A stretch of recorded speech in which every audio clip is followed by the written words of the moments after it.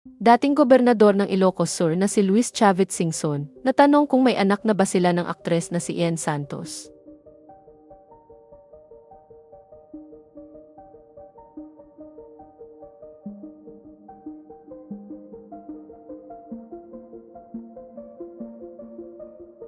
Naipost ng aktres na si Ian Santos sa YouTube channel niya ang kanyang bagong vlog kung saan nakapanayam niya ang dating gobernador ng Ilocos Sur na si Luis Chavit Singson. Isa sa napag-usapan nila ay ang hindi mamatay-matay na issue na naging magjowa raw sila at mayroon na raw silang isang anak. Matagal-tagal kasing natsismis si Ian na nagkaroon daw siya ng relasyon kay Chavit at nagkaroon pa raw sila ng anak. Matatanda ang pinabulaanan ng aktres sa unang episode ng kanyang YouTube vlog na nabuntis siya ng dating gobernador at nanganak sa baby nila. Nabanggit din noon ng aktres na mas maganda kung gumawa siya ng content kasama si Chavit para ito na mismo ang magsabi sa publiko na wala silang anak.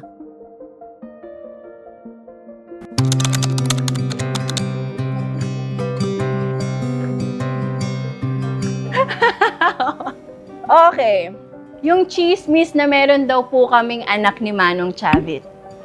Guys, hindi namin yun anak. Kapatid ko po yun. He's my youngest brother. 3 kaming magkakapatid.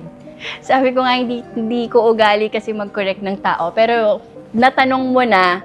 So, yun talaga yun. Ba't hindi tayo gumawa ng content kasama si Manong? Para siya din masabi niya na wala po kaming anak. Kapatid ko po siya, guys. Oh, I love him very much. Yung kapatid ko, ha? Kaya nang makaharap ni Ian si Chavit ay tinanong niya ito kung ano ang masasabi nito sa mga rumors tungkol sa kanila. Nahihiya at natatawang tugon ng dating gobernador, palagay ko ikaw lang makakasagot niyan. Wala rin umanong maibibigay na mensahe si Chavit sa bashers niya, lalo na't sanay na raw siyang makarinig at makabasa ng mga fake news tungkol sa kanya.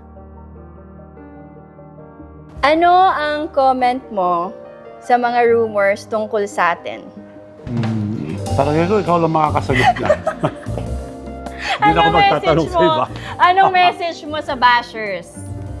Well, Hi. wala naman. Okay lang. Okay lang dahil ba, marites lang. Sinabi naman ni Ian noon na kaya raw lagi silang nai-issue ay dahil si Chavit ay good family friend for parang more than a decade at super tropa raw ito ng kanyang pamilya.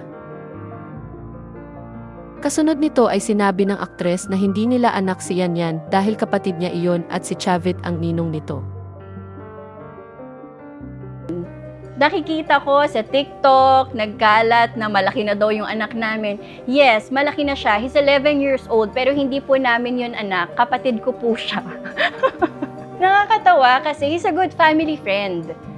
Ninong siya nung kapatid ko, pero hindi namin siya anak. Okay, kapatid ko po yun. Parang nag-uumpisa pa lang ako mag-artista, yun agad yung issue ko eh. So, nung mga panahon na yun, syempre nag-uumpisa ako, hindi ko alam paano ko siyang i-handle.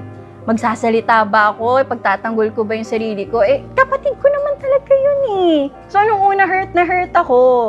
Na parang nadadama yung bata dun sa issue na hindi naman talaga totoo. Sa huling bahagi ng naturang vlog ay natatawang nabanggit ni Chavit na nahirapan daw siya sa mga tanong ni Ian, lalo na sa personal na aspeto ng buhay niya. Tinanong kasi ni Ian si Chavit kung may naging karelasyon na ba ito na celebrity, kung magkano ang pera nito sa bangko, at kung magkano ang dala nitong pera sa wallet.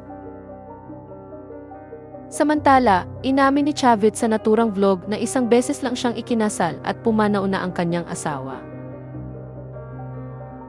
Dagdag pa niya, officially single na raw siya at naghahanap pa rin daw siya ng magiging jowa.